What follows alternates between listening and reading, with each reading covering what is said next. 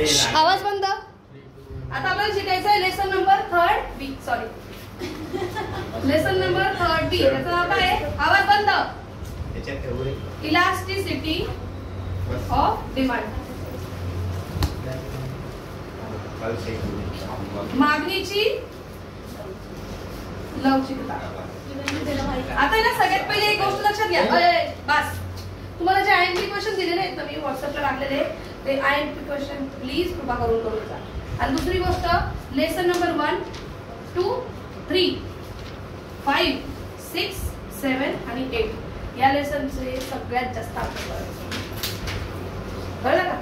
पहिले 3, 5वा लेसन, 5, 6, 7, 8 या लेसन्सचा सर्वात जास्त काय करायचं आहे? आपल्याला अभ्यास करायचा आहे. त्याच्यात पण यांच्यामधला हा लेसन व्हेरी व्हेरी इम्पॉर्टंट. बहुत मोठे क्वेश्चन. आणि हा वाला डिस्टिंग्विश साठी फरक स्पष्ट करा. फरक स्पष्ट करा. दरवर्षी इंडेक्स नंबर, दरवर्षी यातनं एक फरक स्पष्ट करा. येतो म्हणजे येतोच, न चुकता येतो. दरवर्षी यातून एक फरक स्पष्ट करा येतो, यातून एक येतो, कंपल्सरी येतो. म्हणजे 3 तर इथूनच येतात. कळलं का? फरक स्पष्ट करायला पहिला, 8वा आणि 6वा याच्यातनं स्पेशली येतात. सो ते फरक स्पष्ट करा. आणि आता बघा, आपल्याला 3 लेसन झाले, 2 दिवसामध्ये 3 लेसन झाले आपले. अजून उरलेत किती आपले? 4-5 लेसन उरले, 6 उरले, सॉरी 7 लेसन उरलेत आपले, है ना? 7 लेसन आपण पटापट कव्हर करू आणि ते कव्हर करून मला पुन्हा तुमचे फरक स्पष्ट करा वगैरे सगळं वापस एकदा घ्यायचं. सो तेव्हा मी सांगेल तेव्हा येत जा. ओके, चला मग आता सुरुवात काय करायची आपल्याला? इलास्टिसिटी ऑफ डिमांड या लेसनची. या लेसन मध्ये जेवढं मला वाटते की आयएमपी किंवा येण्यासारखं आहे तेच घ्यायचं. बाकीच्यांची फक्त काय करायची? वरवरची रिव्हिजन घ्यायची. मी वरवरची घेईन ना. घर पे जाके तुमको पडणे का हे. आता नाव काय आहे? मागणीची लवचिकता, इलास्टिसिटी ऑफ डिमांड, है की नाही? याच्यासाठी ना मी तुम्हाला एक गोष्ट सांगते, लक्ष द्या. चला,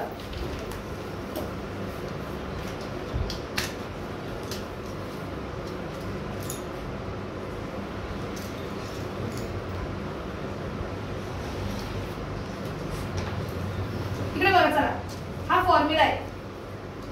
हा एक फॉर्म्युला आहे बरं का.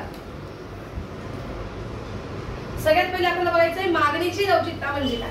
What is elasticity of demand. बघा, तुमचा लेसनचा इंट्रोडक्शनच्या खालचा जो पॉइंट आहे त्याचं नाव काय? कन्सेप्ट असं राहील. कन्सेप्टच्या दुसरा पॅराग्राफ वाटतं का दुसरी लाईन आहे कन्सेप्ट मधली. मागणीची लवचिकता म्हणजे किंमत आणि इतर घटकांमधील बदलांमुळे मागणीत जो शेकडा बदल होतो त्याला मागणीची लवचिकता असे म्हणतात. तुमच्याकडे पण सेकंड नंबरला ती लाईन असेल. Elasticity of demand means quantity of change in quantity of a commodity due to change in price of other factors. मग अदर फॅक्टर्स मध्ये स्पेशली कोण कोण येतं? हे बघा, एक येतो प्राइस, दुसरा येतो प्राइसेस ऑफ अदर कमोडिटी आणि एक असतो इन्कम. म्हणजे त्यांनी आपल्याला ह्या 3 इलास्टिसिटी दिलेल्या आहेत. म्हणून म्हणजे याचं नाव आहे ना प्राइस इलास्टिसिटी. काय नाव आहे? Price elasticity. याचं नाव आहे क्रॉस इलास्टिसिटी. प्राइस म्हणजे किंमत, क्रॉस इलास्टिसिटी म्हणजे छेदक लवचिकता आणि इन्कम इलास्टिसिटी म्हणजे उत्पन्न लवचिकता. ओके, मग आता याच्यामध्ये तुम्हाला बघायचं काय? बघा, सगळ्यात पहिले मागणीच्या लवचिकतेची व्याख्या. काय तुमच्या मागणीच्या लवचिकतेची व्याख्या? किंमत आणि इतर घटकांमुळे मागणीत जो बदल होतो त्या बदलाला मागणीची लवचिकता असे म्हणतात, है की नाही? तुम्हाला इंग्लिश मध्ये कसं दिलेलं आहे त्यांनी? Elasticity of demand refers to degree of responsiveness of quantity demanded to a change in price और एनी अदर फॅक्टर्स. किंमत किंवा इतर घटकांमुळे जेव्हा मागणीत बदल जो होतो त्याला काय म्हणतात? मागणीची लवचिकता असे म्हणतात. दादा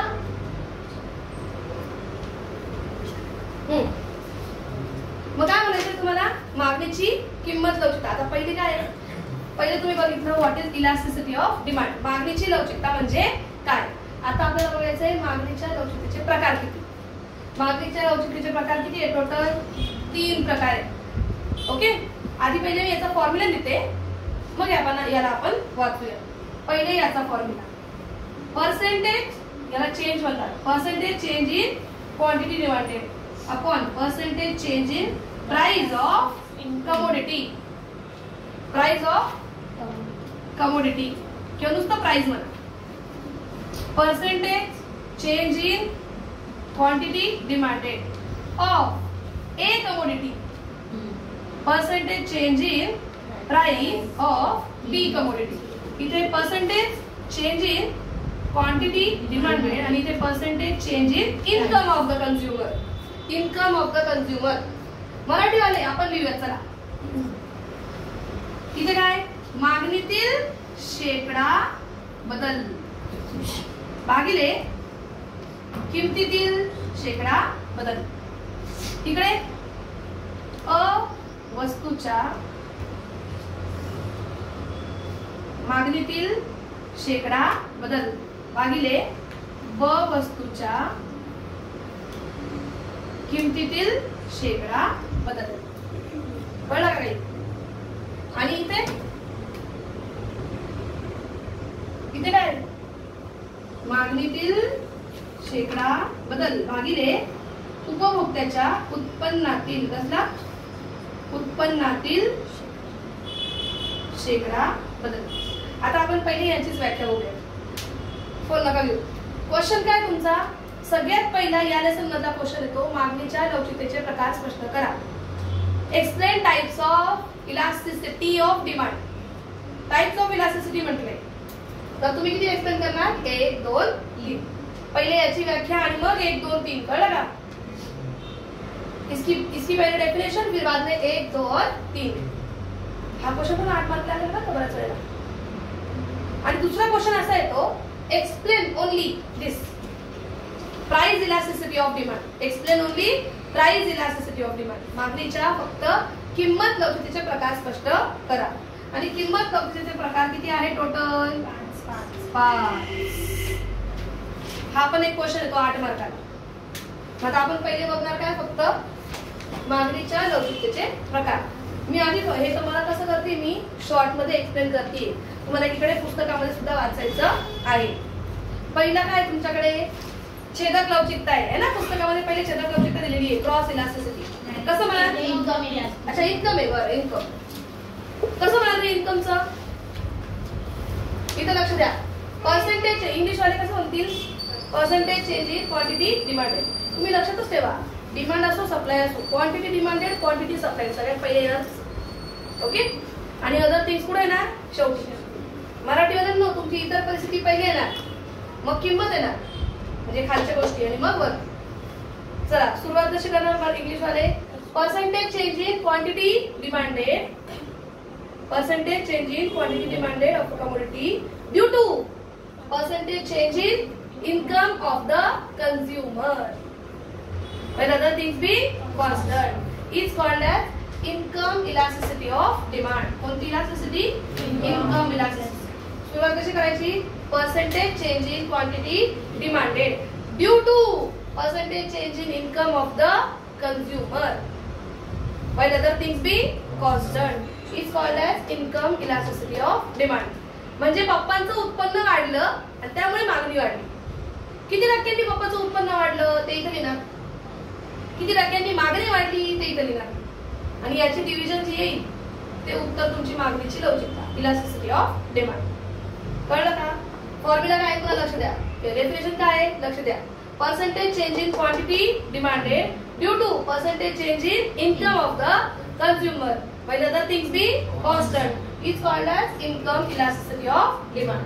भावना पोचली? मराठीवाले इतर परिस्थिती स्थिर असताना उत्पन्नातील शेकडा बदलामुळे मागणीत जो शेकडा बदल होतो त्याला मागणीची उत्पन्न लवचिकता असे म्हणतात. कळलं का?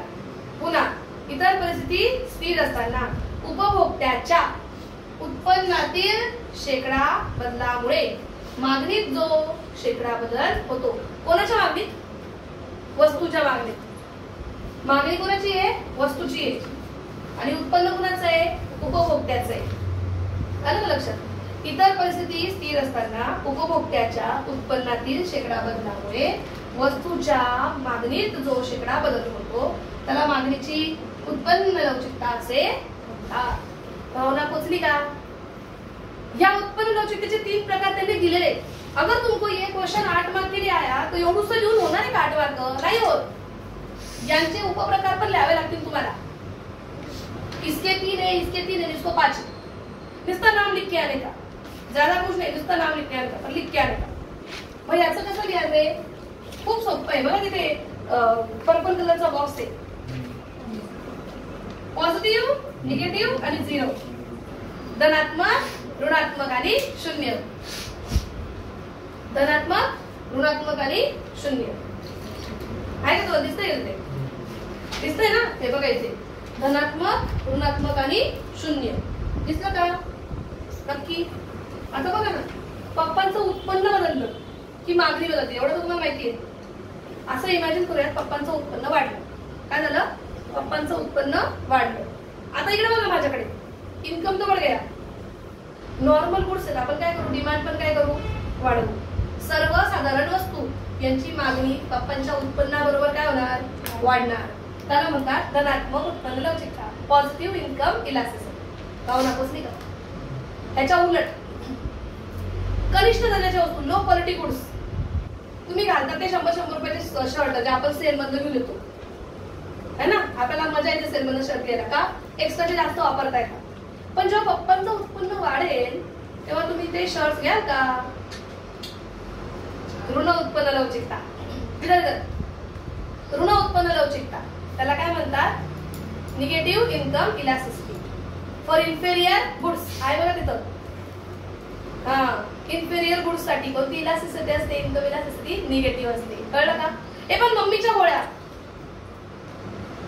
आजीच्या गोळ्या, पप्पांचं इन्कम वाढो किंवा कमी हो, बदल होईल का? म्हणजे नेसेसिटी गुड्स. कोणते गुड्स? जीवनावश्यक. आहे का? बघा, नेसेसिटी गुड्स साठी इन्कम इलास्टिसिटी कशी असते? नेहमी 0. कुछ भी बदल नहीं होगा. पप्पांचं उत्पन्न वाढत, एकच गोळी खाणार, 2 नाही खाणार. उत्पन्न कमी झालं तर अर्धी गोळी नाही खाणार आहे, एकच खाणार आहे की नाही? म्हणजे मागणी बदलती का? नाही. मग 0. भावना पोचली? नक्की. तुला तेवढंच एक्सप्लेन करायचंय. उदाहरणार्थ हे वस्तू, उदाहरणार्थ ती वस्तू, इथे म्हणायचं positive income elasticity for example normal goods, negative income elasticity for example inferior goods, 0 income elasticity for example necessity goods. धन उत्पन्न लवचिकता उदाहरणार्थ सर्वसाधारण वस्तू. ऋण उत्पन्न लवचिकता उदाहरणार्थ कनिष्ठ दर्जाच्या वस्तू. नंतर काय आहे? शून्य उत्पन्न लवचिकता. याला काय म्हणतात? अत्यावश्यक वस्तू किंवा त्याला जीवनावश्यक वस्तू असे म्हणतात, है ना? समजलं एवढं? नक्की कळलं? सेकंड आहे cross income elasticity of demand. इथं मी एकदम स्पष्ट शब्द लिहिलाय. काय? Prices of other commodity. म्हणजे मराठीमध्ये म्हणायचं इतर वस्तूच्या किमती. अरे पण पोरांनो, इतर वस्तू कोणत्या आहेत रे तुमच्याकडे? इतर वस्तू कोणत्या आहे सांगा ना. एक आहे पर्यायी. पर्यायी म्हणजे सबस्टिट्यूट. आणि इथं आहे पूरक.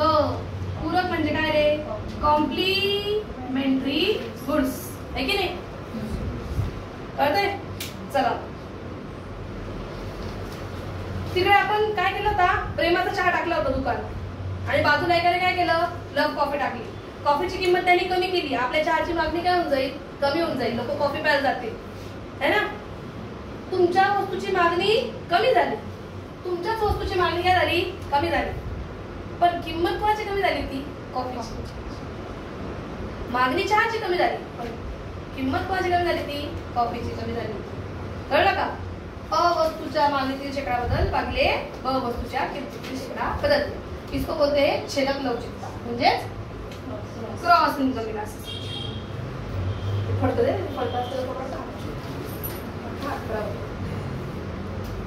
छेदक लवचिकता. कोणती लवचिकता?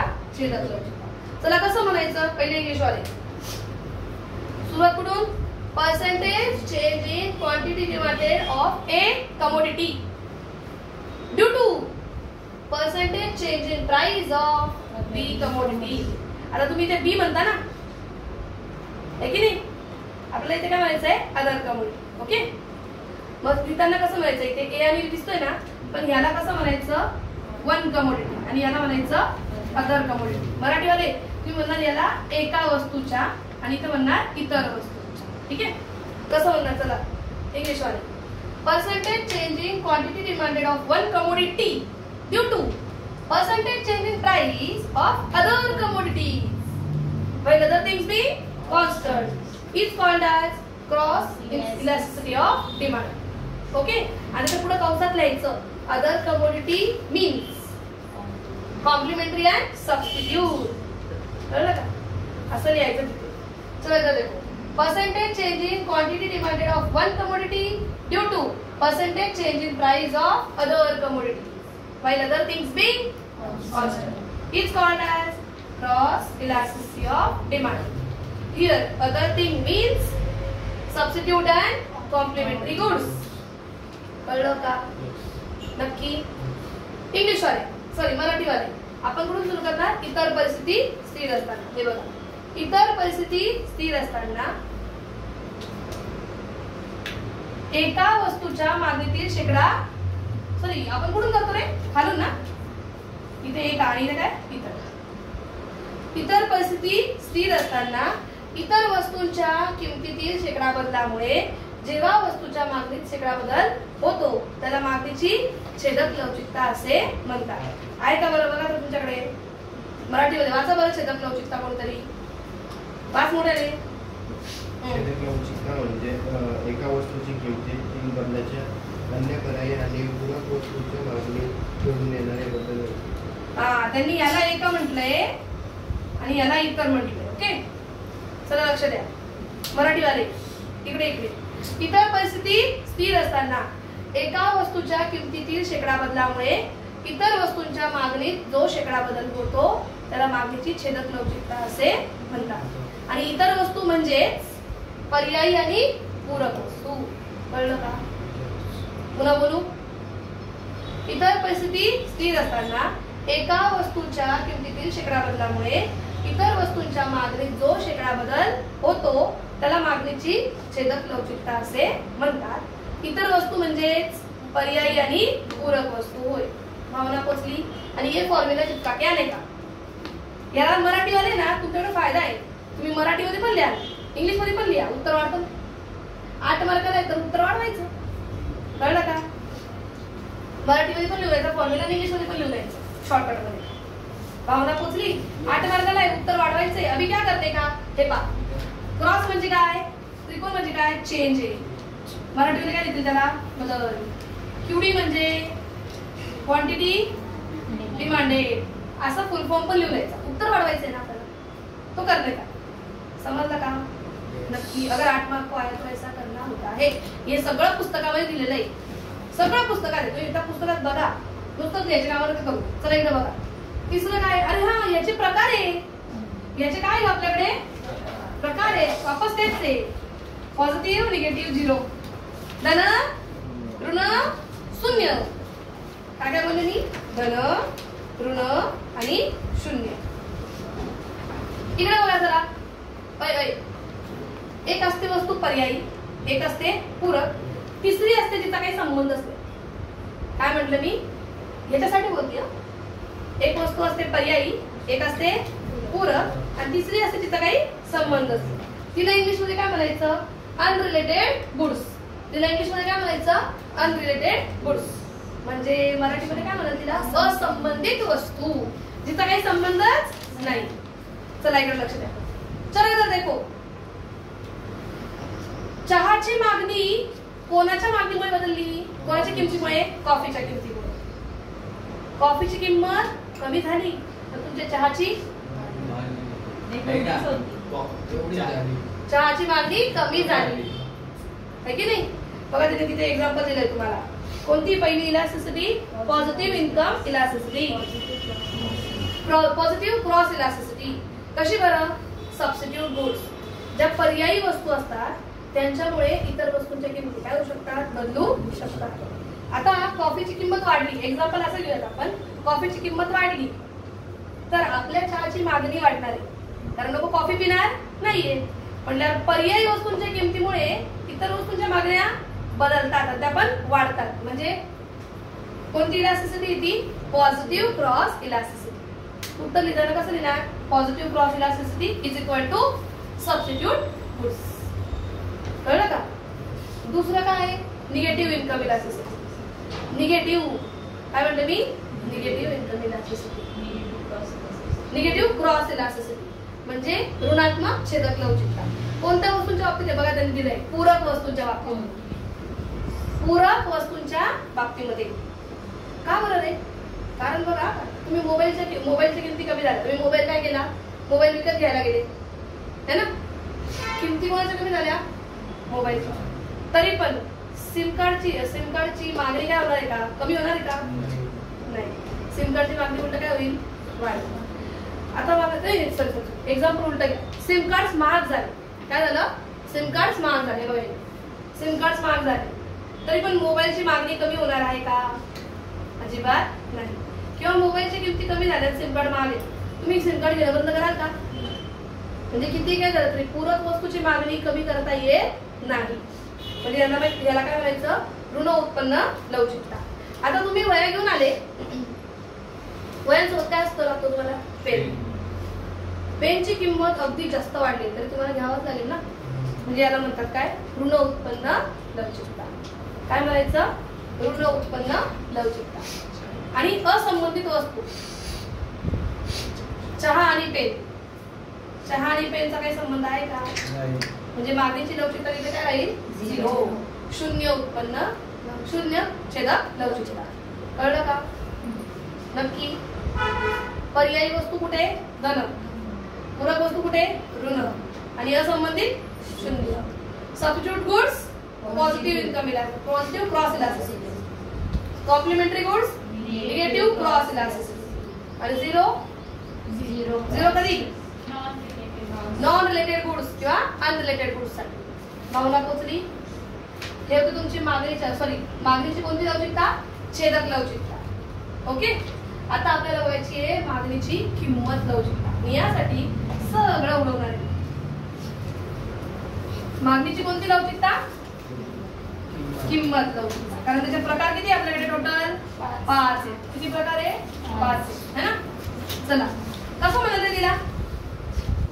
इंग्लिश वाले सुरुवात कुठून? वरतून. Percentage change in quantity demanded of commodity.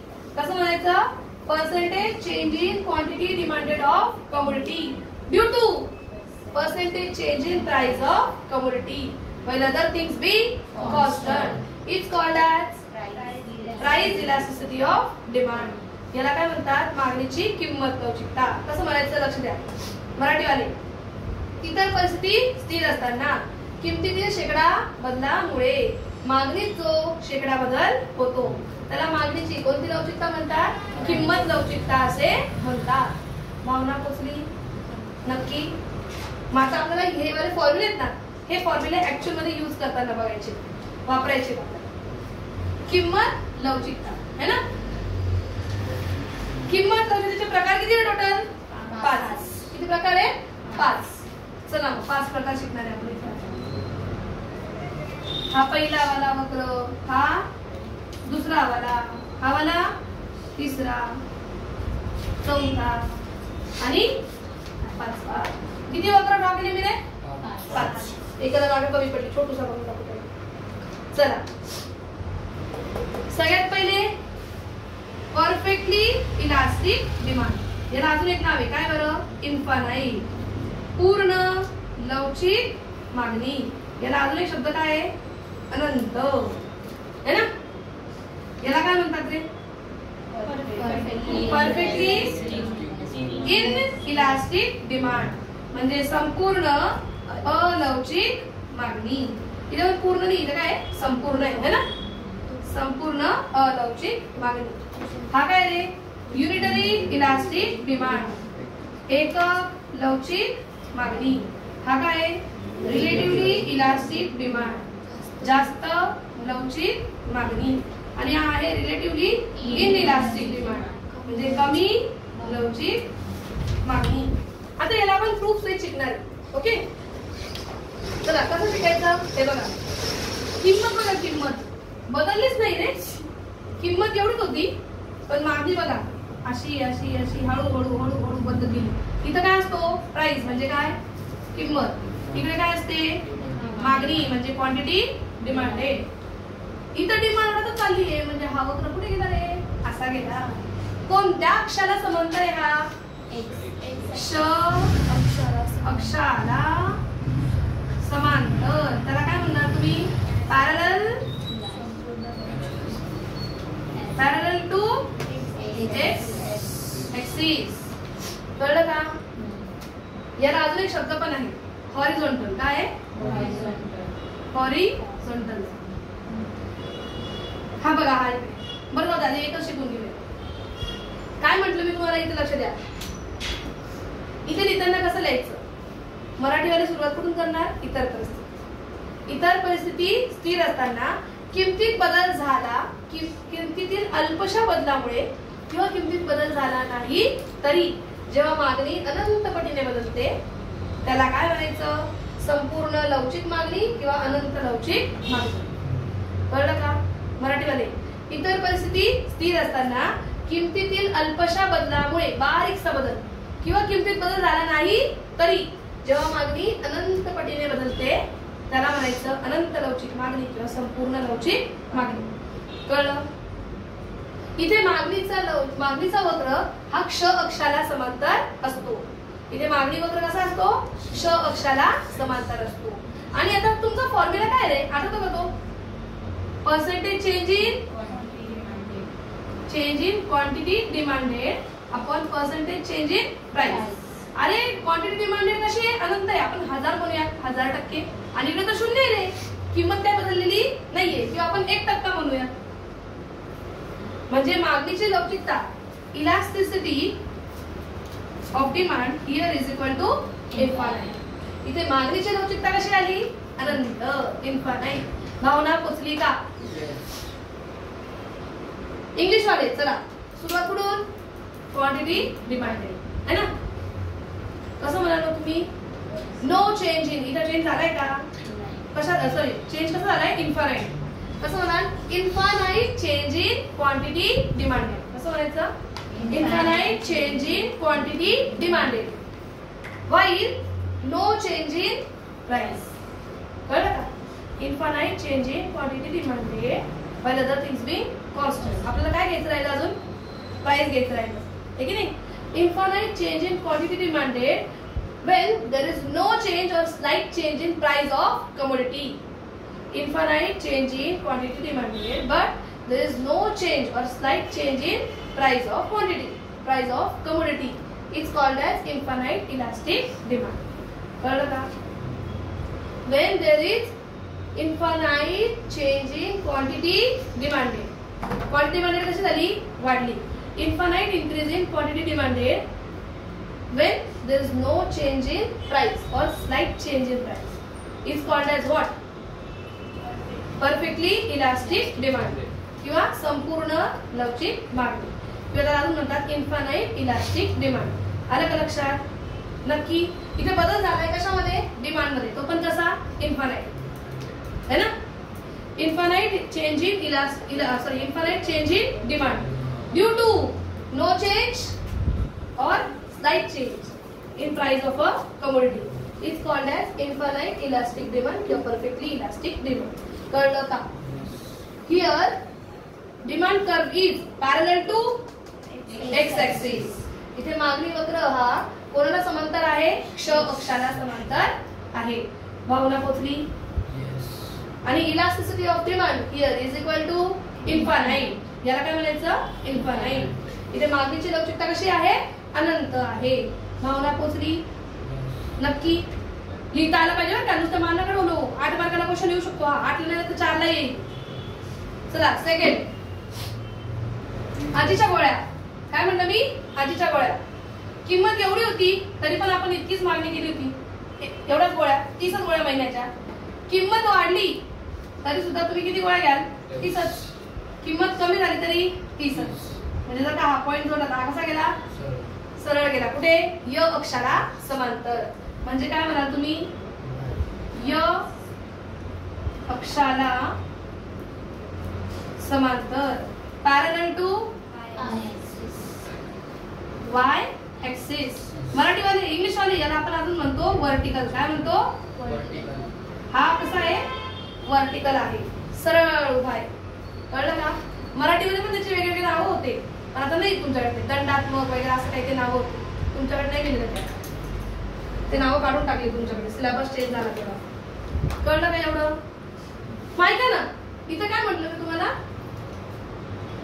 की प्राइस किती बदलली. समजा प्राइस 50% कमी झाली, मग काय मम्मी गोळ्या 4 घेणार आहे एक्स्ट्राच्या, तेवढेच गोळ्या घेणार आहे, म्हणजे त्यांच्याकडे चेंज काहीच झालेला नाहीये. म्हटल्यावर मागणीची लवचिकता elasticity of demand is equal to 0. कुछ भी बदल नहीं हुआ. मीठ आहे, मीठ किंमत कमी झाली म्हणून 2 चमचे एक्स्ट्रा खाणार आहे का? किंमत वाढली म्हणून मीठ खायचंच नाही असं होणार आहे का? नाही. म्हणजे डिमांड चेंज होत नाही, 0. मागणीत काहीही बदलली नाही. भावना पोचली का? मग लिहिताना कसं लिहायचं? पहिले इंग्लिश वाले लिहिताना कसं लिहायचं? No change. चेंज झालाय का? नाही. No change in quantity demanded at any price level. कितीही किंमत झाली तरी पण मागणी काय बदलत नाहीये. No change in quantity demanded at any price level when other things being constant is called as perfectly inelastic demand. Here demand curve is parallel to y axis and elasticity of demand is equal to 0. चक्र on the earth. इधर देख, वापस से वो ऐसा mark आला. मराठी वाले sorry English वाले पुन्हा एकदा काय म्हणायचं? No change in quantity demanded at any price level is while other things being constant is called as perfectly inelastic demand. Here demand curve is parallel to y axis and elasticity of demand is equal to 0. भावना पोचली का? आता हे जर का 8 मार्काला आलं तर याला एवढून explain करावं लागणार ना. य अक्षावर किंमत आहे, वाय ऍक्सिस वर काय आहे? प्राइसेस आहे. हे सगळं तुम्हाला काय करावं लागेल? तर थोडंसं एक्सप्लेन करावं लागेल. तुमच्या पॉइंट्सच्या खाली दिलेलं आहे कसं एक्सप्लेन करायचं. ओके, नक्की कळला हा पॉइंट. नेक्स्ट हे बघा, किंमत होती एवढी तर डिमांड होती एवढी. किंमत होती एवढी तर मागणी होती एवढी. किंमत कमी झाली 50% ने. किती पर्सेंट ने? 50% ने. अरे डिमांड पण वाढली 50% ने. डिमांड पण किती वाढली? 50% ने. आता पहिले आपण हा वाला पॉइंट जोडूया. बघा हा वाला पॉइंट इथे आणि हा वाला पॉइंट इथे. हा वक्र कसा आहे मग? अरे मराठीवाल्यांचं वाक्य सांगत नाही मला. चला इकडे बघा, मराठीवाले सुरुवात कुठून? इतर परिस्थिती स्थिर असताना. चला, इतर परिस्थिती स्थिर असताना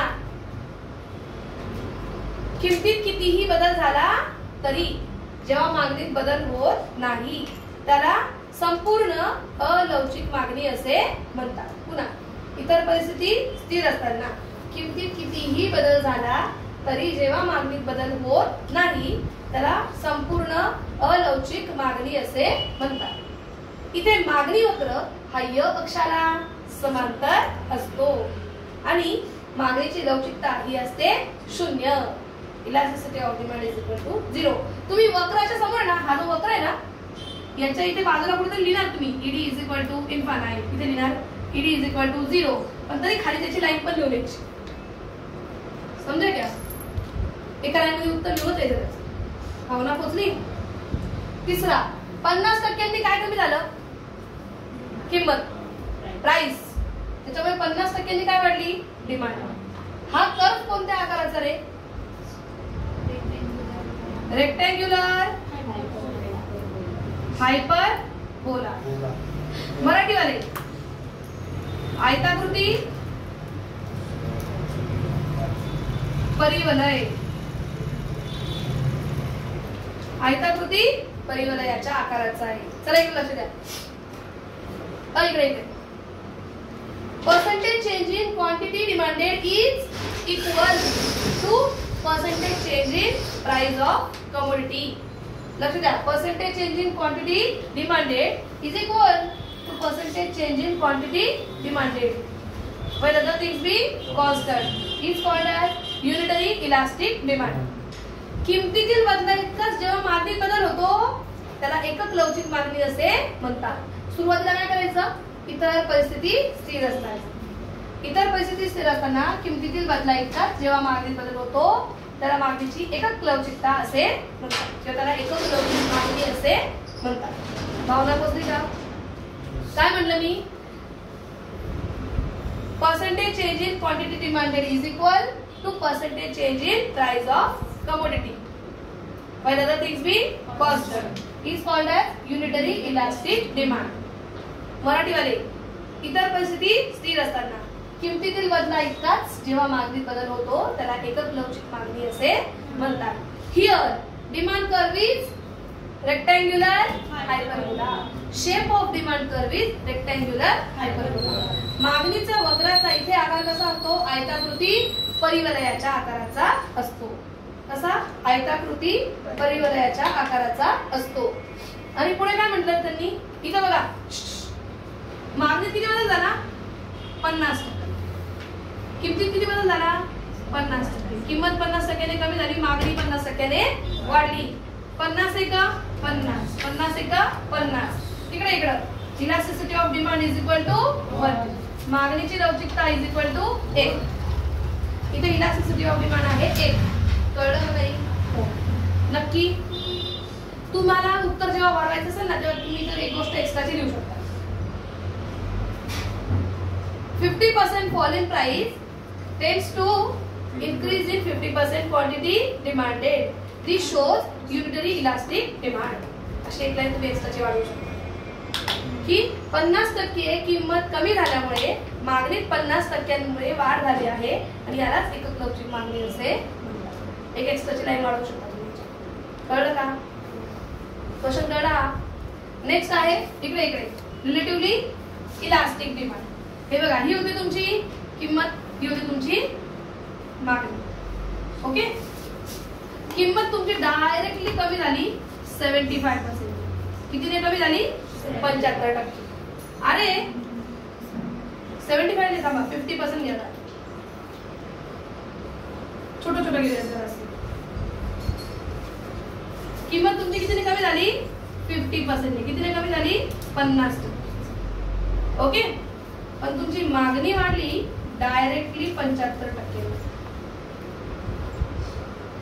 मागणी कितीने वाढली? 75%. पहिले बघा, एवढी होती किंमत आणि मी इकडे एक पॉइंट जॉईन केला आणि हे बघा, किंमत झाली 50% कमी तर मागणी वाढली 75%. आणि हा वक्र कसा गेला रे? पसरट आकाराचा. पसरटला इंग्लिश मध्ये काय म्हणतात? फ्लॅटर. त्या फोनला मी फ्लॅटर करून टाकेल तो जर का वरती दिसला मला का. पसरट, फ्लॅटर म्हणजे काय? पसरट आकाराचा. लिहिताना कसं लिहिणार? Percentage change in quantity demanded. बघा, क्वांटिटी डिमांडेड कसा आहे? More than percentage change in price of a commodity. Percentage change in quantity demanded is more than percentage change in price of commodity is called as relatively elastic demand.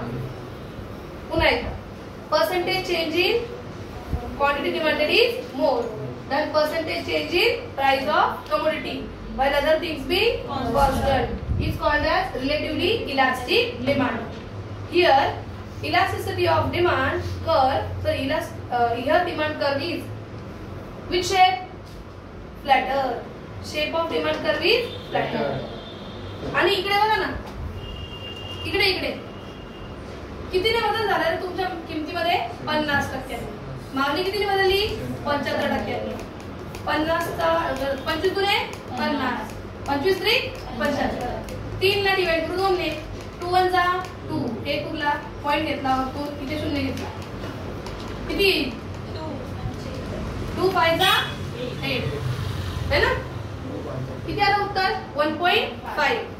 Here elasticity of demand आहे 1.5. एकापेक्षा मोठी का छोटी?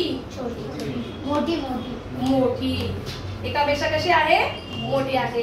Here मागणीची लवचिकता elasticity of demand is greater than 1. एकापेक्षा जास्त, त्याला काय म्हणतात, ग्रेटर दॅन 1, एकापेक्षा जास्त. लक्ष आहे? पुन्हा सांगू मराठीवाले. इतर परिस्थिती स्थिर असताना, काय म्हणलं मी, इतर परिस्थिती स्थिर असताना किमतीतील बदलांपेक्षा मागणी जेव्हा जास्त पटीने बदल होतो त्याला जास्त लवचिक मागणी असे म्हणतात. किमतीतील बदलापेक्षा मागणी जेव्हा जास्त पटीने बदल होतो त्याला जास्त लवचिक मागणी असे म्हणतात. अशा वेळी मागणी वक्राचा आकार हा पसरट असतो आणि मागणीची लवचिकता ही एकापेक्षा जास्त असते. हे आपण इथे लिहिणार असं, ईडी इज ग्रेटर दॅन 1 आणि खाली लिहिताना मागणीची लवचिकता ही एकापेक्षा जास्त असते. भावना पोचली इंग्लिश वालो भी. चला नेक्स्ट आहे काय, relatively inelastic demand. Relatively inelastic demand म्हणजे काय, कमी लवचिक मागणी है ना. कशी द्यायची, इकडे बघा, ही तर तुमची काय होती, किंमत होती, ही होती तुमची मागणी. याचा मी एक पॉइंट करून ठेवला होता. हे बघा, किंमत अगदी कमी झाली फक्त 25%. किती कमी झाली, 25 नको 50 घ्या.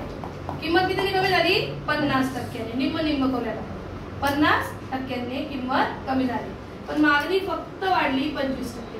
किती वाढली, 25%. आणि मी त्याला जेव्हा जॉईन केलं तेव्हा तो वक्र बघा कसा आला, कसा आला, हा तीव्र उताराचा. याला काय म्हणायचं, स्टीपर स्लोप. तीव्र उताराचा म्हणजे काय, steeper. Here shape of demand curve is steeper. इथे मागणी वक्राचा आकार कसा असतो, तीव्र उताराचा. ठीक आहे.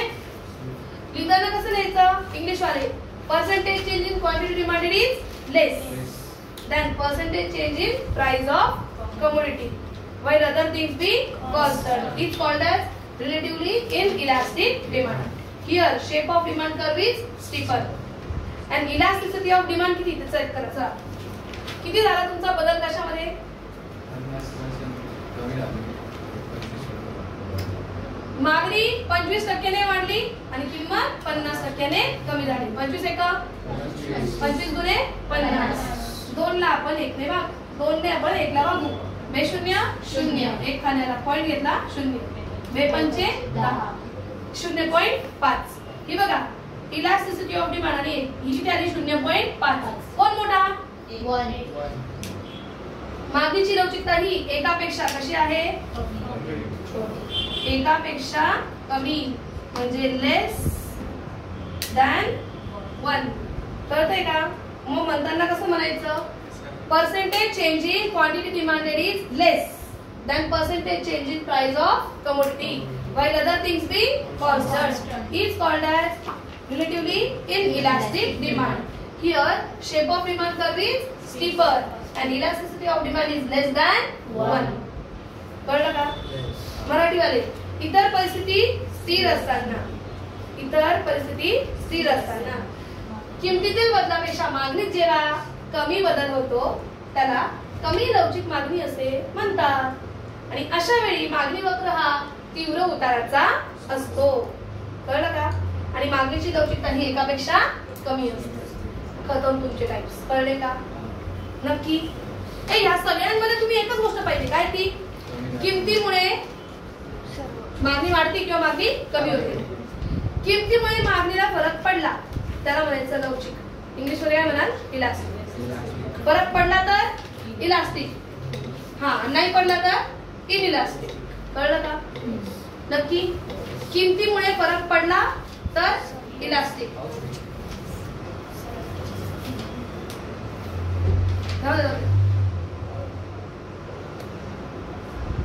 किमतीमुळे फरक पडला तर इलास्टिक आणि नाही पडला तर हे लक्षात ठेवा. किमतीमुळे मागणी बदलली तर मागणी लवचिक आणि नाही फरक पडला तर अलवचिक. एवढं समजलं नक्की ना.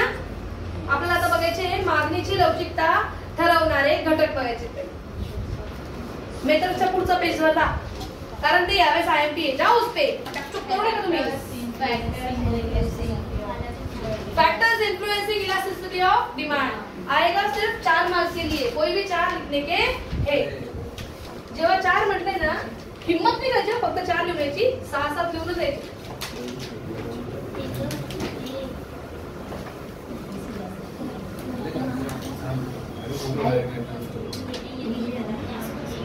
चलो इधर देखो मेरे तरफ, बस. मागणीची लवचिकतावर परिणाम करणारे घटक. काही लोकांकडे ना ते 9 दिसत आहे तुमच्या पुस्तकामध्ये, है ना? ऐका ऐका, त्यातला 10वा आहे ना, तो मागच्या पेजवर गेलाय 6 नंबरला. हा होतं ते काय का बाई, मी सांगते ते ऐक पहिले. मागच्या पेजवर 6 नंबरला आहे. सापडला? तो तिकडचा आहे, तो इकडे आलेला आहे. ओके. पुस्तक जेव्हा बदललं ना त्यांनी, सिलेबस चेंज करताना त्यांनी तिकडे ते त्याला चेंज करून टाकलं, पण ते तिथलं नाहीये, ते इकडचं आहे. ओके.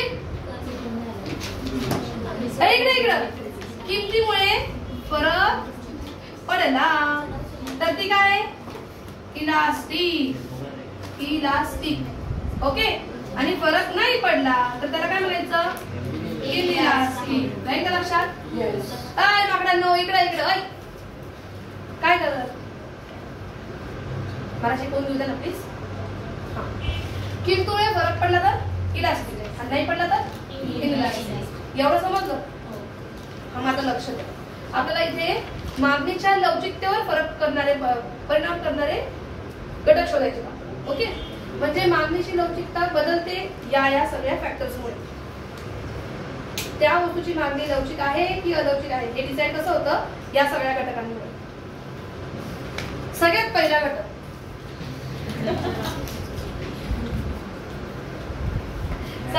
आहे नेचर ऑफ कमोडिटी.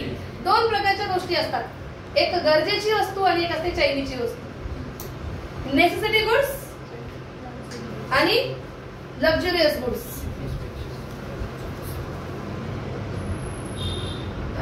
कुठून बंद करतात? Factors affecting elasticity of demand. मागणीच्या लवचिकतेवर परिणाम करणारे घटक.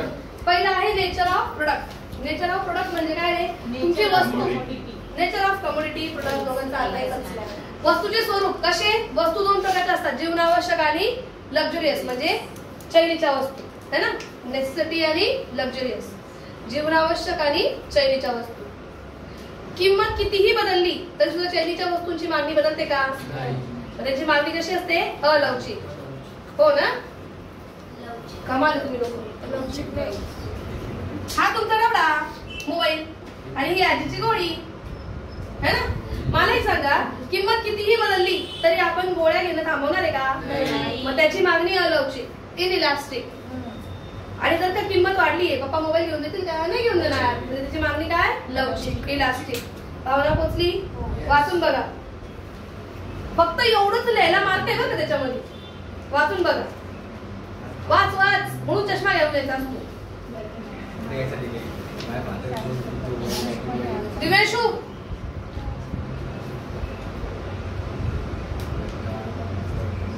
demand for necessity goods is inelastic and demand for luxurious goods or comfort goods is elastic. Right का लक्षात? Relatively elastic. Okay? चलो नेक्स्ट काय तुमच्याकडे पॉइंट, अवेलेबिलिटी ऑफ सबस्टिट्यूट. आता बघा, या मार्करला मला पर्याय आहे का? म्हणजे याची किंमत कितीही वाढली तरी मला याला घेऊनच यावं लागेल, आहे की नाही? है ना? आता ह्या बोर्डवर मी मार्कर शिवाय कशा लिहिणार? परमनंट मार्कर लिहिलं तर एकदाच लिहिता येईल, खडू तुम्हाला वापरता येणार नाही. याला पर्याय आहे का? नाही. म्हणजे ह्याची मागणी कशी आहे, इनइलास्टिक आहे. किती किंमत वाढू देत मला घ्यावाच लागेल, मागणी अलवचिक आहे, है ना?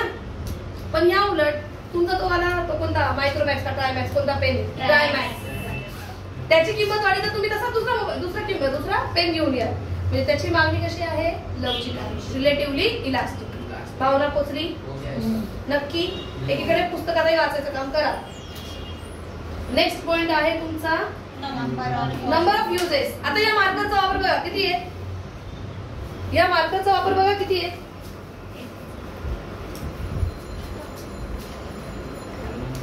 एकच आहे, नाही ऍक्च्युली 2 आहेत, पण तरी इथे माझ्यासाठी एकच आहे. 2 कसं, पहिले याच्यात 2 हाणायचं.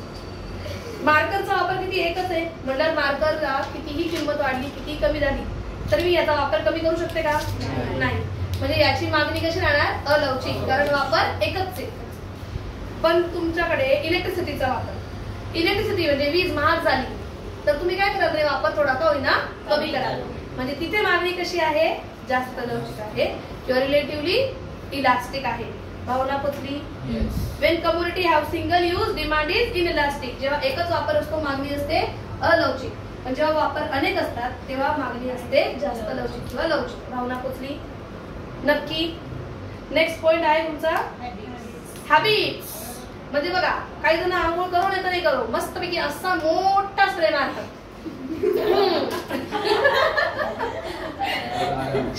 इकडे इकडे इकडे. तर त्याची मागणी कशी असते तुमची? Habitual goods.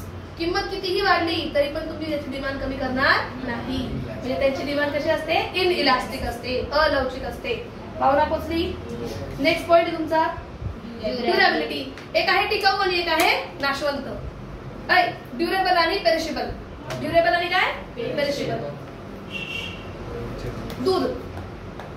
किंमत कमी झाली म्हणून तुम्ही टँकर भरून ठेवणार का घरात? म्हणजे रिलेटिव्हली डिमांड कशी असते? इनइलास्टिक असते. रिलेटिव्हली इनइलास्टिक असते, कमी लवचिक मागणी असते. कोणाची? नाशवंत वस्तूंची. तर ड्युरेबल गुड्स म्हणजे टिकाऊ वस्तूंची मागणी जास्त लवचिक असते, म्हणजे रिलेटिव्हली इलास्टिक. भावना पोचली का? Shraddha? Next complementary goods. Complementary goods म्हणजे काय ग? पूरक वस्तू. कॉम्प्लिमेंटरी गुड्स म्हणजे काय? पूरक वस्तू. हे पूरक वस्तू म्हणजे कशा आहे? पूरक वस्तू मोबाईल आणि सिम कार्ड. तुम्ही मोबाईल विकत घेऊन आले, सिम कार्डची किंमत कितीही वाढली तरी तुम्हाला तो घ्यावा लागेल. म्हणजे पूरक वस्तूंची मागणी ही नेहमी अलवचिकच असते. कळलं का? म्हणजे मी गाडी घेतली आणि म्हणलं पेट्रोलची किंमत वाढली, नाही घ्यायची मला पेट्रोल, गाडी चालेल का? म्हणजे पेट्रोलची मागणी ही काय नेहमी राहील? अलवचिक राहील. भावना पोचली का? नक्की. पूरक वस्तूंची मागणी ही नेहमी कशी असते? अलवचिक असते. म्हणजे demand for complementary goods is always inelastic, because if we purchase mobile, even the prices are high, we have to purchase SIM card. भावना पोचली का? नक्की. नेक्स्ट पॉइंट कोणता आहे तुमचा? Income of the consumer. Income of the consumer म्हणजे ग्राहकाचं उत्पन्न, आहे की नाही? Income of the consumer. आता मला सांगा, पप्पांचं इन्कम वाढलं, काय झालं? पप्पांचं उत्पन्न वाढलं. आपल्या मागणीवर किमतीचा परिणाम तरी होईल का रे? नाही ना. म्हणजे उत्पन्न असेल जास्त तर मागणी असणार इनइलास्टिक, अलवचिक. इन्कमचा किमतीचा काही फरक पडत नाही. उदाहरणार्थ डिमांड घ्या. श्रीमंत लोकांची ती ट्रॉली बघा, उत्पन्न एवढं आहे का किंमत पाहिजेच नाही, फक्त घे ट्रॉली मिळतात. जाताना ट्रॉली फुल भरून त्या नंबर मध्ये उभं राहिलं का अर्धा पाऊण तर तिथंच घेता, है ना? म्हणजे याचा अर्थ उत्पन्न जास्त मागणी अलवचिक. उत्पन्न जास्त मागणी अलवचिक. Income is more, demand will be inelastic. जेव्हा इन्कम कमी आहे, उत्पन्न जेव्हा कमी आहे, तेव्हा मात्र मागणी कशी असते? लवचिक असते, इलास्टिक असते. कारण एक एक रुपयाचा विचार करून करून खर्च करावा. भावना पोचली? आणि लास्ट पॉइंट येतो मागच्या पेजवर. काय अर्जन्सी ऑफ नीड. दुसरं आहे टाइम पिरियड. हे दोघं त्याच्यातच येतात ऍक्च्युली. यांनी का वेगळं केलं काय समजत? अर्जन्सी, जेव्हा तुम्हाला एखादी गोष्ट अर्जंट असते की आत्ताच्या आत्ता मी खूप ताण लागली, आत्ताच्या आत्ता पाणी पाहिजे, 20 रुपयाची बाटली गोळी 30ला दिली तरी आपण घेऊन टाकू. म्हणजे जेव्हा अर्जन्सी, गरज तीव्र असते तेव्हा मागणी अलवचिक, आणि गरज तीव्र नसेल तर मागणी लवचिक. कळलं का? If there is urgency for the commodity, demand will be inelastic. कळलं? आणि नेक्स्ट आहे टाइम पिरियड. उद्या गणपती बसणार आहेत आणि आज डेकोरेशनचे 1-2 गोष्टी आपल्याकडे कमी आहेत. शेजारचं दुकान उघडं आहे पण 10 वाजलेले, दुकान बंद व्हायला वेळ आली. दुसरीकडे गेलो तर दुकान ऑलरेडी बंद होऊन जाते आणि याचंही बंद होईल. म्हटल्यावर हा सांगतो त्या किमतीला आपल्याला वस्तू घ्यावी लागेल, कारण वेळ कमी आहे. मागणी कशी असणार? अलवचिक. when you have less time, demand is inelastic, and when time period is more, demand will be elastic. कळलं? आणि लास्ट पॉइंट आहे मागे, proportion of expenditure. proportion of expenditure to income. हे बघा, न्यूजपेपर आहे. काय? न्यूजपेपर. न्यूजपेपरचं सबस्क्रिप्शन समजा त्याला महिन्याला 300 रुपये लागताय, 300चे त्यांनी 350 केले तरी काही फरक पडतोय का आपल्याला एवढा? खर्चाचं उत्पन्नाचे प्रमाण कसं आहे? कमी आहे.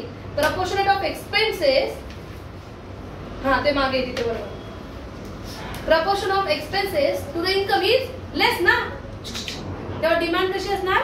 इनइलास्टिक, मागणी काही बदलणार नाही.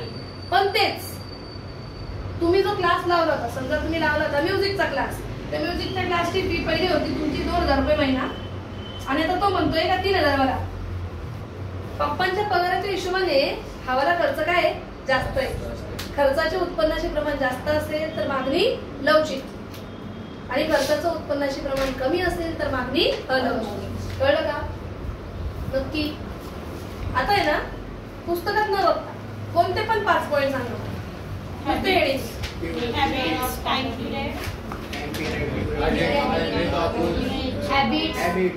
सबस्टिट्यूट गुड्स, कॉम्प्लिमेंटरी गुड्स, अजून अर्जन्सी ऑफ नीड, हॅबिट, शेवटचं ड्युरेबिलिटी, टाइम पिरियड, अजून तो वरचा अवेलेबिलिटी ऑफ सबस्टिट्यूट, अर्जन्सी, अजून वरचे पण स्टार्टिंगचे नंबर ऑफ युजेस, अजून availability of substitute, income of the consumer. समजा? आता शेवटचा जो त्याच्यात शेवटी ना तुम्ही पान बदललंय तेच ते आहे importance of this concept.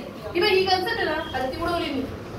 Elasticity of demand, मागणीची लवचिकता.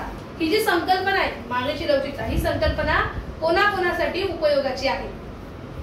ही संकल्पना कोणाकोणासाठी उपयोगाची आहे ना? मागणीची लवचिकता, बस. मागणीची लवचिकता, इलास्टिसिटी ऑफ डिमांड, ही कन्सेप्ट कोणाकोणासाठी उपयोगाची आहे. ओके, तर त्यांनी 5 लोक दिले तुम्हाला. प्रोड्युसरला ऐका ना, प्रोड्युसरला कशी इकडे बघा ना, प्रोड्युसरला कशी.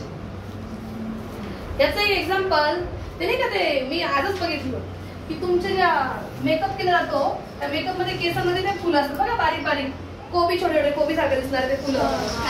त्या फुलांची किंमत लक्षात बघा, त्या फुलांची मागणी एवढी आहे ना की प्रोड्युसर आहे ना त्याची किंमत काय करून टाकतो रे, वाढवून टाकतो. म्हणजे नॉर्मल गुलाबाचं फुल त्या समोर काहीच नाही झालं. आता बारीक दिसणारे गुलाबाचे फुलं 10 रुपये 20 रुपये, आणि तो एवढूचा गुच्छा 300 रुपये 400 रुपये. मागणी कशी त्याची? अलौकिक आहे. मागणी कशी आहे? अलौकिक आहे. किंमत किती बदलली ना. आता तुम्हाला जर का नवरीचा मेकअप करायचा आहे, किंमत कितीही बदलली तरी ते फुलं तुम्हाला लागणारच आहे. म्हटल्यावर मागणी कशी आहे? इनइलास्टिक आहे, अलौकिक आहे.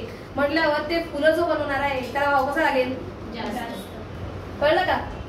तुम्ही जी वस्तू बनवताय ना त्या वस्तूची मागणी जर का अलौकिक आहे, लोक किती किंमत असेल तरी घेतातच आहे, तर तुम्ही तिची किंमत काय कराल? वाढवता. समजलं? कळलं का? समजलं का? हीच नाही द्यायची फक्त त्या एक्सप्रेशन मध्ये. जेव्हा वस्तूची मागणी अलौकिक असते त्या वस्तू बनवणारा उत्पादक वस्तूच्या किमती जास्त लावून नफा कमवू शकतो. कळलं का? दिव्यांशु, तुम दोनों हिले ना, मैं बहुत मानू. काय म्हटलं मी? जेव्हा वस्तूची मागणी अलौकिक असते त्या वस्तूच्या किमती जास्त चार्ज करून काय करू शकतो? तो नफा कमवू शकतो. तो कोण? प्रोड्युसर, उत्पादक. भावना पोचली का? When the demand for the product is inelastic, producer can charge high prices to earn more and more profit. कळलं का? लोग लेंगे रे. समजलं? Second point, importance to government. सरकारला खूप साऱ्या पॉलिसीज ठरवायच्या असतात. तुम्हाला माहिती ना, कर धोरण, टॅक्सेशन पॉलिसी है ना, प्राइसिंग पॉलिसी, किंमत धोरण. या सगळ्या धोरणांना सरकारला ठरवण्यासाठी कोण इम्पॉर्टंट आहे? इलास्टिसिटी ऑफ डिमांड ही कन्सेप्ट. कशी? तर बघा, आपल्याकडे 2 गोष्टी आहेत. एक आहे मेडिसिन. काय? एक आहे काय? मेडिसिन. आणि एक आहे व्हॉट एव्हर, बाटली. बाय. आता बघा नाही केली मी तशी. पाण्याची बॉटल आहे की नाही? मेडिसिन पण आपल्याकडे. कुठे गेली? इथंच होती मेडिसिन. ही बाई ती कोण आहे? मेडिसिन आहे. आणि ही काय? दारूची बाटली. या दोघांची डिमांड कशी आहे? जास्त. इलास्टिक का इलास्टिक? याची इलास्टिक दोघांची पण इलास्टिक आहे. कारण किती किंमत झाली ना वाढली. हे बघा का आजारी व्यक्तीला किती किंमत वाढली तरी मेडिसिन हवी नसते आणि ड्रंक नशेडी व्यक्तीला किती किंमत वाढली तरी दारू हवी असते. मान्य की नाही तुम्हाला? मागणी कशी दोघांची? अलौकिक आहे, इन इलास्टिक आहे. कशी आहे? इन इलास्टिक आहे. म्हटल्यावर गव्हर्नमेंट विचार करेल, गव्हर्नमेंट विचार करेल दोघांची डिमांड कशी होती? In elastic. पण एक आहे शरीराला आवश्यक आणि एक आहे शरीराला घातक. जो आवश्यक है उसका टैक्स कम रखो, जो घातक है उसका टैक्स बढ़ा दो, इनकम कमाओ. कळलं का? सरकारला कर धोरण ठरवायला, सरकारला वेगवेगळी धोरणं ठरवायला मागणीची लवचिकता ही संकल्पना महत्वाची आहे. भावना पोचली का? सरकार जास्त उत्पन्न कमवू शकतं. कुठून? अल्कोहोलिक प्रोडक्ट्सवर जास्त टॅक्सेस लावून, है की नाही? आणि सरकार ज्या आवश्यक अशा वस्तू आहेत ज्यांची मागणी अलौकिक आहे पण जीवनावश्यक आहे त्यांच्यावर कर कसा लावणार? सरकार कमी लावणार. कळलं? सापूर्ण का नाही मारायचे तुम्हाला. नेक्स्ट पॉइंट काय? फॅक्टरायझिंग. फॅक्टर ऑफ प्रोडक्शन किती? Land, labour, capital entrepreneur. And entrepreneur म्हणजे कोण आहे तुमचा? ऑर्गनायझर. भूमी, श्रम, भांडवल, संयोजक. आता बघ बर का तेच ते वापस ते फुल ते वाला. बरं ते फुल जाऊ दे मध्ये. अल्कोहोल, दारू, जी अल्कोहोल बनते त्याची डिमांड कशी रे? इनइलास्टिक आहे, अलौकिक आहे. कमी नाही रे, इनइलास्टिक आहे. डिमांड कशी आहे म्हटलं तुम्ही म्हणणार इलास्टिक किंवा इनइलास्टिक, लवचिक किंवा अलौकिक. आणि त्याच्या गोळ्या होत्या त्यांची पण मागणी कशी आहे? अलौकिक आहे, इनइलास्टिक आहे. म्हटलं त्याची किंमत वाढली तरी लोक घेणार. म्हटल्यावर त्यांच्याकडे जे हे असतात ना हे उत्पादनाचे घटक, they can ask for higher prices. ते काय मागू शकतात? आम्हाला जास्त वेजेस द्या, आम्ही बनवतो ना, आमच्यासारखं प्रोडक्ट तुम्ही बनवत नाहीये म्हणून तर तुमचं प्रोडक्ट चालतंय. आणि त्याची मागणी अलौकिक आहे. थोडे 4 रुपये वाढवून विकली तरी लोक घेतील. आमचा पगार वाढवा. कळलं का? उत्पादन घटक जास्त मोबदल्याची अपेक्षा धरू शकतात. कळलं? वाचून बघा एकदा.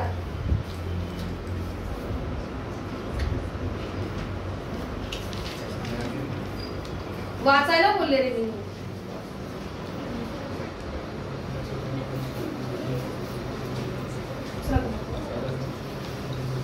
वाचा जरा पटकन.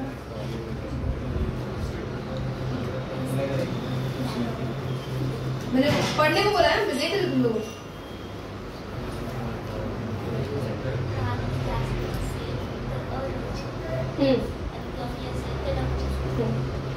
मागणी बदलते किमतीमुळे तर लवचिक आणि मागणी बदलत नाही किमतीमुळे तर अलौकिक. आता दारू आहे, मेडिसिन्स आहेत, कितीही किंमत वाढली तरी मागणी बदलते का? लोक घ्यायची ते घेतातच ना. मग मागणी कशी आहे? अलौकिक आहे, बदलत नाही. कळलं का? आणि आता समजा तू म्हणशील कपड्यांची किंमत वाढली तर मग मी कपडे घेईल का? नाही घेणार. मागणी कशी आहे? लवचिक आहे. बदलते तर लवचिक, नाही बदलते अलौकिक. कळलं?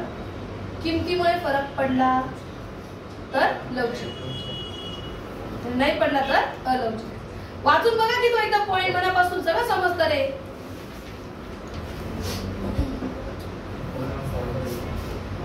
आता हे पाणी आहे, तुम्हाला तहान लागली आहे, खूप पाणी आहे, तुम्हाला खूप तहान लागली आहे आणि दुकानामध्ये पाणी मिळतंय पण त्याला नॉर्मल 10 रुपयाची बाटली आहे आणि ती त्यांनी 15 रुपयाला विकायला ठेवली तरी तुम्ही घ्याल ना. किमतीचा फरक पडला का? कारण मागणी कशी होती तेव्हा? अलौकिक होती. कळलं का? चला अजून कोणाला उपयुक्त नाही ही कन्सेप्ट? Foreign trade. मसाल्याचे पदार्थ इतर देशांपेक्षा आपल्या देशामध्ये जास्त प्रमाणात आणि क्वालिटी पण कशी त्यांची जास्त आहे. त्याला काय म्हणतो आपण? मसाल्याचे पदार्थ.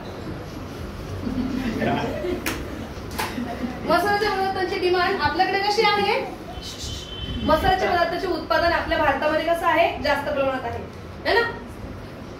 फॉरेन मध्ये ते कमी आहे. म्हणजे तिकडे आपण कितीही किमतीला वस्तू विकू तर ते घेतील ना. डिमांड कशी आहे? येतील 5 मिनिटात येतील 5 मिनिटात.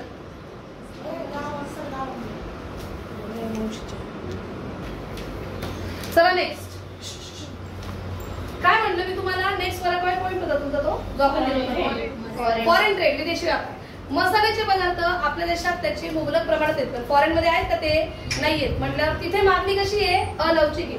किंमत कितीही असली तरी फॉरेनचे लोक ती घ्यायला येतील. डिमांड कशी तिथे इनइलास्टिक. म्हटल्यावर आपण मसाल्याचे पदार्थ जास्त किमतीला पण विकू शकतो आणि ते लोक घेतील. टू अर्न प्रॉफिट, ऐका ना, एक होता मसाल्याचा पदार्थ, काय मसाले, एक काय होते मसाले, ओके. आणि दुसरं होतं तुम्ही बनवलेले handmade handicraft products. Handicraft product, आता हँडीक्राफ्ट प्रोडक्ट तर कोणी पण विकू शकतो ना रे. फॉरेनचे लोक घेतीलच असं थोडी, पाहिजे तरच घेतील ना ते. तुम्ही किमती भरमसाठ वाढवता ते घेतील का? म्हटल्यावर तुम्ही त्याची किंमत कशी ठेवाल, कमी ठेवा किंवा रिझनेबल ठेवा. तेच मसाल्याचे पदार्थ उनको चाहिए ही चाहिए म्हटल्यावर आपण किमती काय करणार, वाढवणार. कळलं का? कोणत्या वस्तूतून नफा कसा कमवायचा यासाठी ही संकल्पना महत्वाची आहे. कळलं? वाचून बघा.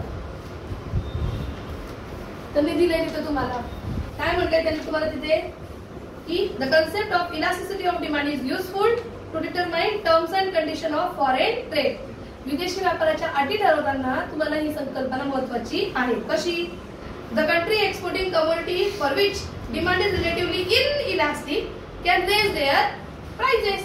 ऑइल कंट्री, तेल वितरण करणारे देश, त्यांना माहितीये तेलाची मागणी कशी सगळीकडे अलौकिक आहे. म्हटल्यावर ते हाय प्राइसेस करून सुद्धा काय कमवू शकतात, प्रॉफिट कमवू शकतात. भावना पोचली? नेक्स्ट काय, पब्लिक युटिलिटीज. सरकार लोकांना खूप साऱ्या सुविधा देतं, जसं लालपरी बस, रेल्वेज है ना, इलेक्ट्रिसिटी, सीएनजी, या सगळ्या गोष्टींचे जर का सरकारने रेट्स वाढवले, अर्ध्याच्या वर जनता रेल्वेने प्रवास करते. आणि जर का रेल्वेचे रेट वाढले तर सरकार जनतेचं कल्याण करते का वाट लावतंय? कल्याण करण्यासाठी या पब्लिक युटिलिटीजची प्राइस वाढवायला नको. यासाठी गोल इम्पॉर्टंट आहे इलास्टिसिटी ऑफ डिमांड ही कन्सेप्ट. की बघा इकडे बघा, रेल्वेच्या प्राइसेस वाढवल्या तरी सुद्धा लोकांना रेल्वेनेच काय करायचंय, प्रवास करायचंय. पण लोकांचं त्याच्यामुळे काय होणार आहे, नुकसान होणार आहे. म्हणून सरकार त्या गोष्टीची प्राइस काय करेल, कमी करेल. कळलं का? नक्की समजला? आणि लास्ट पॉइंट आहे का काय अजून? झाला? इथे तुमचा हा लेसन नाही होता समाप्त, कारण 2 वर्षी बाकी. या माहिती methods of measuring elasticity of demand. मागणीची लवचिकता मोजण्याच्या पद्धती. Methods of measuring elasticity of demand. मागणीची लवचिकता मोजण्याच्या पद्धती. पाणी प्या आणि मोकळे व्हा. मी ब्रेक नाही देणार.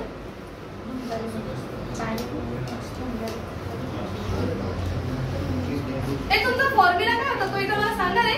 मागणीच्या लवचिकतेचा percentage change in quantity demanded upon percentage change in price. मान्य? पर्सेंटेज कसे काढतात ते सांगा आता मला. आपण पर्सेंटेज कसे काढतो याचे? 10/100 है ना, असं काढतो. कधी? जेव्हा आपल्याला टक्केवारी काढायची. पण इथे पर्सेंटेज चेंज काढायचं आहे. कसा काढाल? इकडे बघा, change in quantity upon original quantity into 100. Change in price upon original price into 100 है ना. आता खूप मनापासून बघा, एक एक्झाम्पल घेतली तुमच्याच पुस्तकातले. किंमत किती होती सांगा बरं? 20. तेव्हा मागणी होती 10. किंमत झाली 25. मागणी झाली 9. चला एक लक्ष द्या. हा फॉर्म्युला आहे. या फॉर्म्युल्यामध्ये मी अमाऊंट टाकते. कसं बघा, चेंज पाहिजे ना आपल्याला, कसला? क्वांटिटीचा. 10 - 9 आणि ओरिजिनल किती होती? 10 इंटू 100. ओके. पुढे काय आहे? हा प्राइस 20 - 25. ओरिजिनल किती होती? 20 इंटू 100. ओके. आता ह्याचं कॅल्क्युलेशन जेव्हा तुम्ही हळूहळू करत असाल ना, ते खूप कन्फ्युजिंग जातं. आणि ह्याचं कन्फ्युजिंग कॅल्क्युलेशन सोपं करण्यासाठी त्यांनी तिथं फॉर्म्युला चेंज केला. इकडे बघा, हा जो 100 आहे हा वरती आहे, हा 100 खालती आहे. खालचा 100 गेला, वरचा 100 गेला. ओके. हा इकडे काय करतोय? भागिले ना, याला वरती नेऊन गुणाकार करायचा, याला उलट करायचं. म्हणजे ह्याचा फॉर्म्युला कसा होईल बघा, change in quantity demanded upon quantity into हा पी येणार वरती आणि हा येणार खालती. कळला का फॉर्म्युला? नक्की समजला? काय केलं आपण? 100 उडवून टाकले. हा जो भागिले होता याला वरती नेऊन गुणाकार केलं आणि जो गुणाकारला वरती होता त्याला नेऊन भागाकार केलं. कळलं का? फक्त उलट केलं का? भावना पोचली? कारण तुम्ही हे असं कॅल्क्युलेट करायला जाल ना तर हे कन्फ्युजिंग होतं आणि आपण बघतो बघा पॉइंट काढत, त्याच्यापेक्षा हे बेटर आहे. कळलं? आता बघा सांगा मला, 10 1 गेला किती उरला? 10 9 गेला किती उरला? 1. 20 मधून 25 गेले किती उरले? 5. एवढं कळलं? कोण उडाला आपल्या या फॉर्म्युला प्रमाणे? 100 उडाला, 100 उडाला. 20 गेला वरती आणि 5 आला खालती. म्हणजे 1/10 उरले 20/5. चला पाळा म्हणूया. 5 1 5, 5 चोक 20. आता आहे ना हा 4 इकडे, 4 1 4 आणि 10 कसल्या तसल्या 0. या 10 ने 4 ला वागायचं आपण. 10 0 0 4 ला पॉइंट मारला. ओके. आणि 10 चोक 40. अरे का 0 घेतला ना, 10 चोक 40. किती आला? 0. किती उत्तर आला? 0.4. सोपे गेले? हो. कळलं? हा असा फॉर्म्युला आपल्याला करायचा आहे. भावना पोचली? नक्की? दिस मेथड इज कॉल्ड एज, तुमची पहिली मेथड. मागणीची लवचिकता मोजण्याच्या पद्धती. कोणत्याही 2 पद्धती लिहा असं पेपरला येतं, तो हम लोग पहिले 2च लिहिणार. हा लेसन मधनं एक क्वेश्चन 8 मार्काला कंपल्सरी येतो. तो इसको भूलने का नहीं. तुमचं नशीब खूपच खराब असतं ना तर 6 7 8 मध्ये जास्त क्वेश्चन येतात. म्हणून मी तुम्हाला म्हटलं की 1 2 3 आणि 6 7 8 हे लेसन आपले झालेच पाहिजे. 8व्या मधून कोणता येतो? 8व्या मधून स्पेशली तुम्हाला फरक स्पष्ट करायला क्वेश्चन येतात. त्याच्यानंतर तो शासनाच्या खर्चात वाढ होणारी कारणं दिलेलं आहे मी तुम्हाला, सगळं लिहून दिलेलं आहे. तुम्हाला जे आयएमपी दिलेत ना बस त्याच आयएमपी करायचे. आणि आता एक्स्ट्राचे जे क्वेश्चन टाकले व्हॉट्सअपला ते तर तुमचे झालेच पाहिजे. तुम्हाला जी आयएमपी आहे मी तुम्हाला स्टार्टिंगलाच दिलेली ती फक्त बघायला. चला लक्ष द्या. हे कळलं का? एक्झाम्पल काय घेतलं ते कळलं का? आता पुढचं बोलते. चला ऐका. पहिली पद्धत, पहिल्या पद्धतीचं नाव आहे, नाही ग पहिलेच वाक्य अजून, रेशो मेथड और परसेंटेज मेथड और रेशो मेथड. नाही ग 3 नाव आहे, तुम्ही वाच. रेशो मेथड, पर्सेंटेज मेथड और प्रपोर्शनेट मेथड असं 3 नाव आहे. चेक कर तिथंच. राजा हे काय इथं वरती थांब ग थांब. प्रपोर्शनेट कडे चकचक नको करू तू टाकू. रेशो मेथड, पर्सेंटेज मेथड ते इथं अर्थमॅटिक म्हणले त्याला. जुन्या पुस्तकात प्रपोर्शनेट होता. ठीक आहे चला अर्थमॅटिक. रेशो मेथड गुणोत्तर पद्धत, पर्सेंटेज शेकडा पद्धत आणि अर्थमॅटिक प्रमाणित किंवा सांख्यिकीय है ना. अशी 3 प्रकारे आपण तिघे नाव त्याचे तेच आहे. आणि फॉर्म्युला हा आहे. आलं का लक्षात? मग लिहिताना कसं लिहायचं? ही पद्धत प्रोफेसर अल्फ्रेड मार्शल यांनी विकसित केलेली आहे. दिस मेथड इज इन्व्हेंट काय म्हणतात विकसित काय म्हणतात? डेव्हलप किंवा introduce. This method is develop by किंवा introduce by professor Alfred Marshall. ही कोणी काढलेली आहे? प्राध्यापक अल्फ्रेड मार्शल यांनी काढलेली आहे है ना. According to this method, elasticity of demand is measured by dividing percentage change in quantity demanded by percentage change in price. किमतीतील शेकडा बदलाला, मागणीतील शेकडा बदलाला किमतीतील शेकडा बदलाने इथे भागून काय काढले जाते? मागणीची लवचिकता काढली जाते. भाऊ मी वाचते, तू पॉइंट वाच ना. मला वाच. आणि हे जेव्हा मी लिहिलं ह्याच्यानंतर मी काय लिहिणार? पहिले तो फॉर्म्युला लिहिणार. बघा तिथे फॉर्म्युला पण दिलेले आहे. ते फॉर्म्युले लिहून झाले का मी त्याचा लिहिणार तो छोटासा तक्ता, शेड्यूल. त्याने काय लिहिलं तिथे 20 25 9 10 आणि 9 किमती 20 25 मागण्या 10 आणि 9. मग त्याच्या खाली मी लिहिणार त्याचं सोल्युशन. त्यांनी खूप एक्सप्रेशन केलंय, मी तसं नाही लिहिणार. हे बघ मी एवढंच करणार. इतना किया है ना मैंने, बस उतना ही करना है. पाठ करून टाका, पेपर डायरेक्ट धरून छापायचं काम. कळलं? आणि मग त्याच्या खाली काय लिहिणार? मागणीची लवचिकता इथे कशी आहे? So that's why elasticity of demand किती होती ती? 0.4 होती ना. is काय काय relatively less than 1. less आहे 1 मोठा लेस दॅन 1. लेस दॅन 1 ला काय म्हणतात? एका पेक्षा कमी. म्हणजेच याला कोणती मागणी म्हणतात? कमी लवचिक मागणी. दिस इज कमी लवचिक मागणी. Relatively inelastic demand. कळलं का? पहिली मेथड समजली? पहिली मेथड समजली का? श्रद्धा, विमान वरतून जातंय. आता सेकंड मेथड आहे बघा. सेकंड मेथडचं नाव काय? Total expenditure method. Total expenditure method. तुमचे आवाज बंद. गप ना पागल. Total expenditure method. हे बघा असा वाला चार्ट इथे दिसतोय का तुम्हाला? असा वाला हो दिसला. याच्यामध्ये इकडे काहीतरी आहे काय? प्राइस आहे, क्वांटिटी डिमांड, प्राइस आहे, क्वांटिटी डिमांड आहे आणि इलास्टिसिटी आहे. बरोबर? टोटल आउटले, टोटल आउटले आणि मग इलास्टिसिटी. थांबा, छोटं price, quantity demanded, total outlay आणि मग आवाज नकोय. पण समजते ना मी रेकॉर्डिंग करते तरी आवाज करते. ती परवडली माहिती का रेकॉर्डिंग? तुमची सगळ्यांचे आवाज तर बंद राहतात. लक्ष देऊन ऐकतात सगळे. चला इकडे बघा. पहिले प्राइस किती होती? 10 रुपये. तेव्हा डिमांड किती होती? 6. नंतर प्राइस किती झाली? 20. डिमांड 5. चला एक लक्ष द्या. माझ्याकडे लक्ष. आणि याला मी तुम्हाला एक गोष्ट लिहून दिली आहे. नवं भागिले जुनं. New upon old.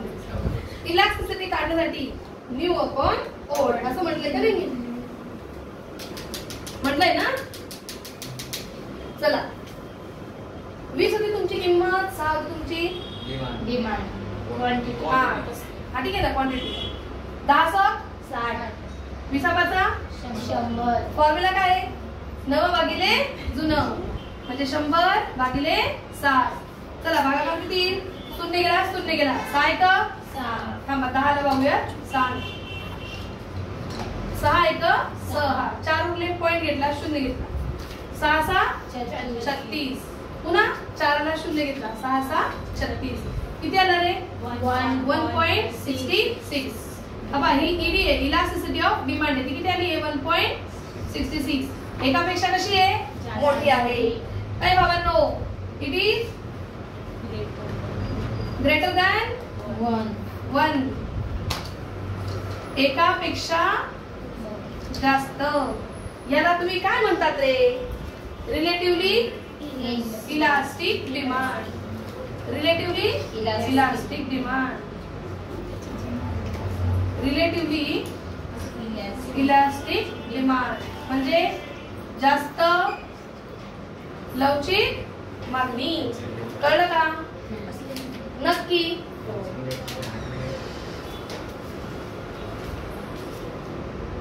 तिकडे काय इकडे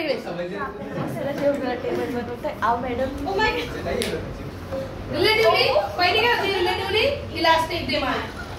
आता दुसऱ्या मला एक्झाम्पल सांगा जरा मला. किंमत होती 30, नंतर झाली 40. इथे मागणी होती 4 किलो, इथे होती 3 किलो. 4 त्रिक 12, 120. 4 त्रिक 12, 120 है ना? नवा खर्च पण 120, जुना खर्च पण 120. भागाकार करून किती झाला? 1. Elasticity of demand is equal to 1. म्हणजे ही मागणी कोणती आहे? एक लवचिक मागणी म्हणजे काय? Unitary elastic demand. आणि सेकंड एक्झाम्पल काय? 50. दिव्यांशु 50. यहाँ पे कितना होगा? 1 किलो नहीं, यहाँ पे 2 किलो, यहाँ पे 1. 50 एक 50, 60 एक 50 गुणे 100. 50 गुणे 100, 60 एक 60. चला नवा खर्च किती आहे? 60. जुना किती आहे? 100. बरोबर ना? नहीं हो उल्टा 100 ऊपर आएगा ना 100 ऊपर. नवा 100 नवा भागले जुना. हाँ बरोबर है 60 भागिले 100. मेरे को मत सिखाओ. तो अभी इसका कैलकुलेशन ये देखो. 0 गया 0 गया. 10 से 10 ने 6 को डिवाइड किया 0.66। हियर इलास्टिसिटी ऑफ डिमांड कितनी है 0.6। एक से क्या ये कम है, म्हणजे एकापेक्षा कमी, म्हणजे इथे होणार less than 1। Relatively inelastic demand, कमी लवचिक मागणी। ही कशी होती युनिटरी इलास्टिक डिमांड, एकक लवचिक मागणी। आता लिहिताना कसं लिहायचं खूप मनापासून लक्ष शांतपणे ऐका। इकडे लिहिताना कसं लिहायचं, हा कोणता खर्च आहे जुना खर्च आहे, हा कोणता आहे नवा खर्च आहे की नाही। किमतीतील बदलामुळे सुरुवात कशी करायची, सॉरी काय म्हणायचं सुरुवातीला, ही पद्धत सुद्धा अल्फ्रेड मार्शल यांनी विकसित केलेली आहे। This method is also developed by professor Alfred Marshall. In this elasticity of demand is measured by comparison of original expenditure and new expenditure। आहे का असं काही, बघा बरं फर्स्ट वाला पॅराग्राफ त्याचा। In this method total amount of expenditure before and after the price change is compared. कोणते expenditure before and after change in price, price बदलायच्या आधी आणि प्राइस बदलल्यानंतर जो खर्च झाला त्याच्यामध्ये इथे काय केलं जातं, कंपॅरिझन केलं जातं आणि त्यावरून मोजली जाते काय मागणीची लवचिकता। भावना पोचली, माहिती कसं द्या तुम्ही। सगळ्यात पहिली कोणती आहे रिलेटिव्हली इलास्टिक डिमांड, इकडे जास्त लवचिक मागणी, रिलेटिव्हली इलास्टिक डिमांड कसं द्याल त्याला तुम्ही, वेन, आता यांनी बघा किती म्हटलंय, Wien with a given increase in change of price commodity outlay increases. Outlay म्हणजे काय एक्सपेंडिचर, आउटले म्हणजे काय एक्सपेंडिचर, आउटले म्हणजे खर्च, कळलं ना। When increase in price, when change in price, change मला direct, when change in price increases expenditure, when change in price increases expenditure किंवा total expenditure is called as relatively elastic demand. जेव्हा किमती बदलल्यामुळे खर्च काय होतो आहे वाढतो आहे, त्याला म्हणायचं जास्त लवचिक मागणी। किमती बदल झाल्यामुळे जेव्हा खर्चात वाढ होते, किमती बदल झाल्यामुळे जेव्हा नवीन खर्चामध्ये वाढ होते त्याला जास्त लवचिक मागणी असे म्हणतात। Here elasticity is greater than 1। इथे लवचिकता कशी आहे एकापेक्षा जास्त आहे। दुसरं, किमतीत बदल झाला तरी सुद्धा एकूण खर्चात जेव्हा बदल होत नाही त्याला एकक लवचिक मागणी असे म्हणतात। When there is no change in total outlay or total expenditure, even a change in price, it's called as unitary elastic demand. खर्च तुमचा बदलला का नाही बदलला, ओरिजिनल तेवढा होता आणि न्यू वाला खर्च पण तेवढाच, याला काय म्हणायचं युनिटरी इलास्टिक डिमांड, एकच लवचिक मागणी। आणि तिसरा काय, when total expenditure decreases, when total expenditure decreases due to change in price is called as relatively inelastic demand. कळलं का? एकूण खर्चामध्ये किमतीतील बदलांमुळे घट झाली, बघा घट झाली, पहिले होता 100 आता किती झाला 60। एकूण खर्चांमुळे किमतीतील बदलांमध्ये जेव्हा घट होते त्याला कमी लवचिक मागणी असे म्हणतात। Here elasticity of demand is equal to less than 1। इथे मागणीची लवचिकता ही एकापेक्षा कशी असते कमी असते। भावना पोचली नक्की। या मेथड्स तुम्हाला आल्या तर 8 मार्काला सुद्धा येऊ शकतात, कोणत्याही 2 पद्धती स्पष्ट करा। तुमको इसको डिटेल में लिखना है, घरी जाऊन व्यवस्थित त्याला वाचा, तेव्हा तुम्हाला ते पेपरला लिहिता येईल। चला करा अकाउंट्स।